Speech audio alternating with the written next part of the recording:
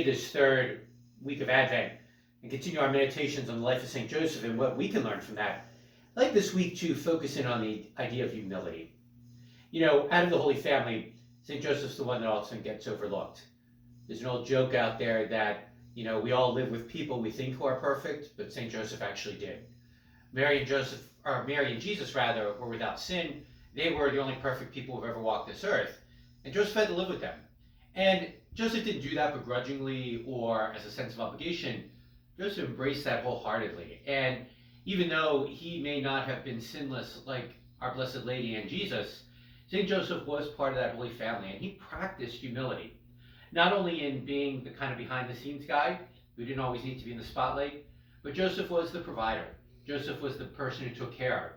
Joseph was the one who always was there, whether it was noticed or not. Humility, as you heard me say before, has kind of gotten a bad rap in our modern world. It's often become almost a dirty word, that being humble means we're taken advantage of, we demean ourselves, we're guilt-ridden. But that's not the kind of humility the scriptures speak about. The humility the scriptures speak about is a lot about having self-esteem, recognizing how much we are loved by God, how important we are in God's plan, and allowing that to be where our meaning comes from, that to be where our definition of who we are comes from, that to be where our self-esteem comes from. And we live in a world now that could use a good dose of Christian humility once again. And during this season of Advent, that's for me and you to kind of look at ourselves. Do I act humbly when it comes to my family? Do I act humbly at work, among my circle of friends, in my neighborhood, on the soccer field, wherever I interact? Or am I always trying to one-up the other person? Am I always trying to brag about how great me or my kids are, or what accomplishments we've done lately?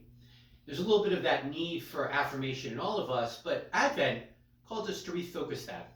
To refocus and realize that affirmation needs to come not from patting ourselves on the back, but affirmation needs to come from God.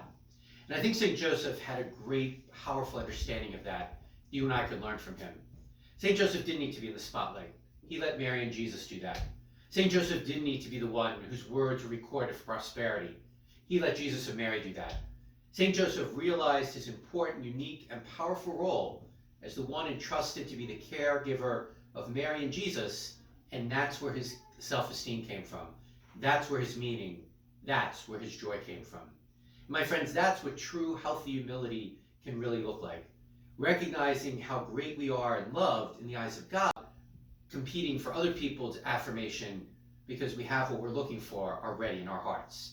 That's what healthy humility looks like, and that's maybe a good virtue for all of us to cultivate in our lives during this season of Advent as well.